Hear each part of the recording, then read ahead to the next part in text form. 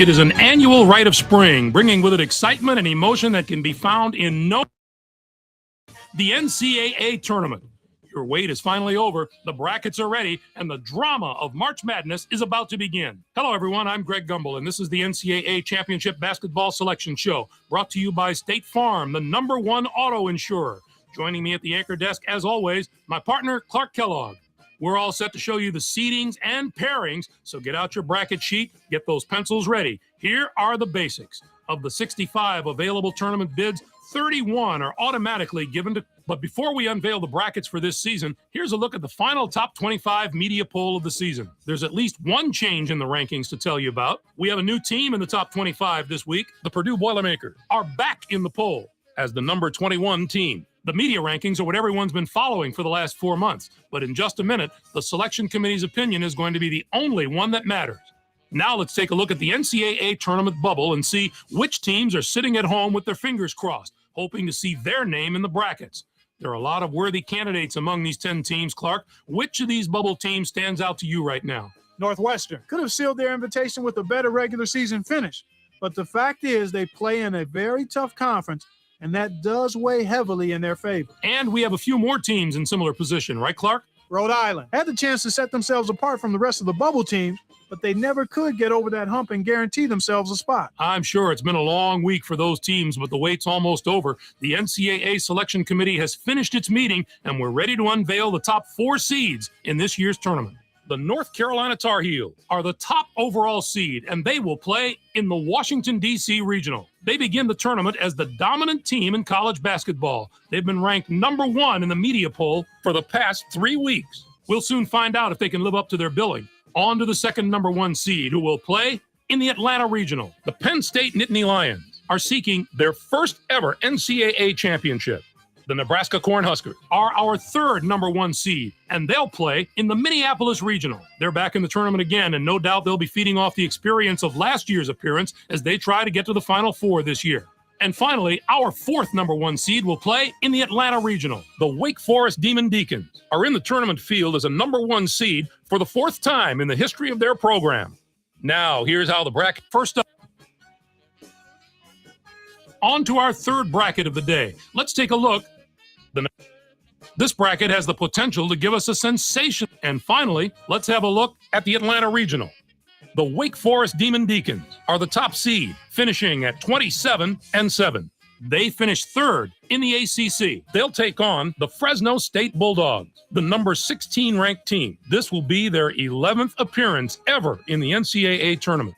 Next up is the number 8 seed. The South Carolina Gamecocks have established themselves as one of the best teams from the SEC. They'll be going up against the number 9 seed, the Kentucky Wildcats. I think this could wind up being the bracket that brings us this year's Cinderella story. A few of the higher seeds here have had terrific seasons, and I'll be surprised if at least one of them doesn't put together a long run in this tournament. What are your thoughts on our top 16 seeds, Clark? Maybe I haven't agreed with the selection committee every year, but I think they did a great job this time. The top 16 looked just about right to me. Ohio State is a little bit of a paper lion, in my opinion, Greg. They're not a team that I think can do any serious damage in this competition.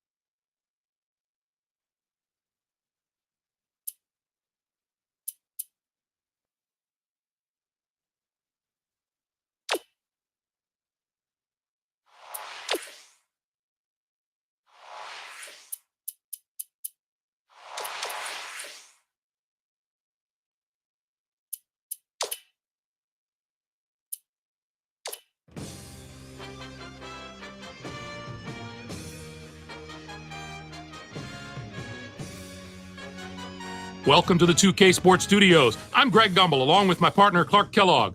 Coming up on the NCAA Tournament Edition of College Hoops Tonight, brought to you by State Farm, the #1 auto insurer. We'll preview the marquee matchups of the Sweet 16, as well as show you some of the great action from the first 2 rounds. But we begin with the player who dominated the first week of the tournament.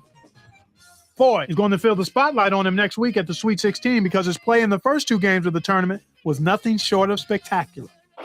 I'd be shortchanging his performance if I put a finger on any one aspect of this young man's performance this week because he did so many things well. I'd have to say this is one of the great all-around performances of the year. There truly wasn't anything he didn't do this week at either end of the court. Now, let's turn our attention to a few of the huge battles upcoming this week in the Sweet 16. We're really getting into the meat of March Madness now. This should be a terrific matchup. Both these teams are fighting to improve their position among the nation's elite teams, and they're going to have to go through each other to do it.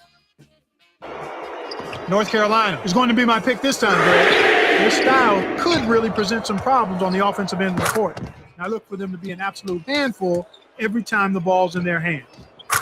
And how about another huge matchup from the 3rd round? I'm looking forward to this game just like everybody else. This matchup has the possibility of becoming quite a little rivalry because these teams match up so well against each other, and it's always a heated atmosphere when they're on the court together.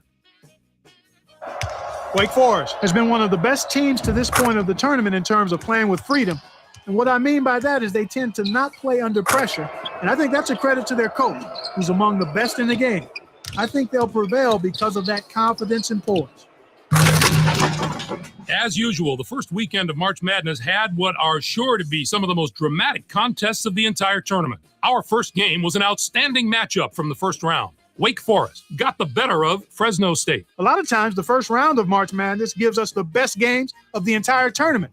And this was one of those games. Just a classic tournament battle from start to finish. Martinez had the hot hand on the winning side. His 17 points led all scorers. What I love about him is he plays with attitude, with an edge, what you need in the big. He's enjoyable to watch, and he produced again in a big-time fashion in this game. This isn't a preseason tournament, Greg. This is the big dance. He stepped up in a way that few players can in this kind of spotlight. And for that, we should give him a big imaginary high five. This next game was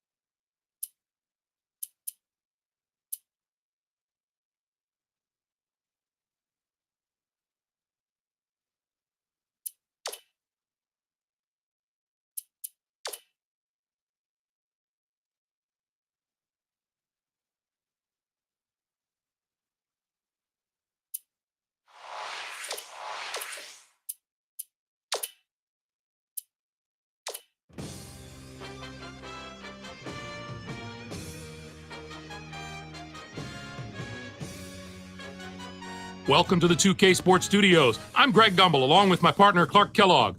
Coming up on the NCAA Tournament Edition of College Hoops Tonight, brought to you by State Farm, the #1 auto insurer. We'll preview the Final Four, which promises to be as spectacular as ever, as well as show you the action from the Sweet 16 and Elite 8 that had college hoops fans across the nation buzzing. But we begin with the player who gave a virtuoso performance in the second week of the tournament.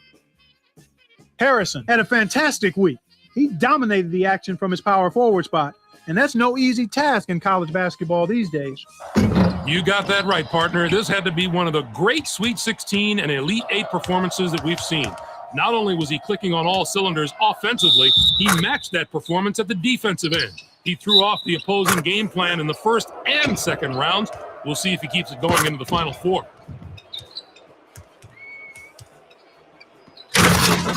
Let's look ahead to what we've been waiting for all season, the Final Four. With the 4 teams we have, this should be as good a final weekend as we've seen in quite some time. This will be a fantastic battle. This is shaping up to be a prototypical style versus style matchup. Great scorers on one side of the court, great defenders on the other. This is going to be a real showdown. Ohio State gets my vote, partner. They just seem to be playing at an extremely high level right now. Their ability to adapt to any style is what impresses me the most. If one thing isn't working for them, they can lean on something else without missing a beat. And the other Final Four contest should be just as riveting. This is the way this half of the bracket was supposed to shake out, with a pairing of 2 #1 seeds in the Final Four. Both looked extremely strong coming through their regional, Clark.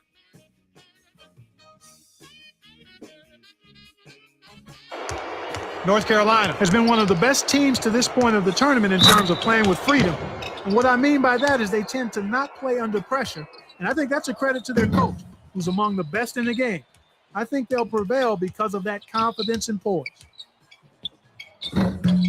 Clark, the past weekend provided some incredible drama, so let's take a look at some of the most exciting contests from the Sweet 16 and Elite 8. Our first game was an outstanding matchup from the Elite 8. North Carolina dismantled Iowa State. The North Carolina Tar Heels were intensely focused coming into this game, and their preparation was outstanding. They looked like they were ready for anything, Greg, kind of like you are when we come into the studio. Porter took care of business in this one. His 19 points led all scorers. What I love about him is he plays with attitude, with an edge, what you need in the paint. He's enjoyable to watch, and he produced again in a big-time fashion in this game. This isn't a preseason tournament, Greg. This is the big dance. He stepped up in a way that few players can in this kind of spotlight. And for that, we should give him a big imaginary high five. Next up was another exceptional tournament contest. Wake Forest got by Tulsa. Well, Greg, this game wasn't decided until that final buzzer sounded. A couple of different bounces one way or the other, and this could have been a totally different outcome. Wake Forest really muscled up down low and was able to convert a lot of easy chances close to the basket. Whether it was the big men or the guards, they made the most of their opportunities. They established their inside presence from the start and were able to rely on getting their points down low throughout the game. That'll do it for us here in the studio. For my partner, Clark Kellogg, I'm Greg Gumbel. Thanks for watching College Hoops Tonight, brought to you by State Farm, the #1 auto insurer. Enjoy the Final Four.